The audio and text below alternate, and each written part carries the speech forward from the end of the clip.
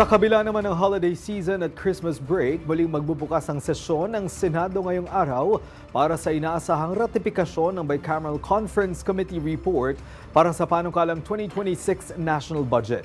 Nasa linya ng telepono si Daniel Manalastas, una sa balita. Daniel?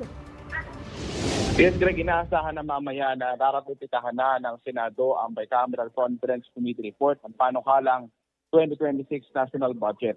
May sesyon ngayong araw sa kalagitnaan ng holiday season at kadalasang Christmas break itong may tuturing para sa mga mambabatas. Pero iba ngayon ang sitwasyon matapos pirmahan na kahapon ang BICAM report ng budget. Inaasahan naman na posibleng sa January 5 mapirmahan ni Pangulong Ferdinand R. Marcos Jr. ang General Appropriations Bill. Pero sabi ni Senate Committee on Finance Chairperson Sherilyn Gatchalian, wala siya nakikitang malaking epekto nito sa ating ekonomiya. Dahil ito na ang tinatawag na re-enacted budget kung magtutuloy-tuloy, Greg, ngang sa January 5 pa mapipirmahan. Tinyak naman ni Gatchalian na may koordinasyon sa pagitan ng mga mambabatas, pati na ng executive branch patungkol sa budget. At yan ang latest mula rito sa Senado. Balik sa iyo, Greg.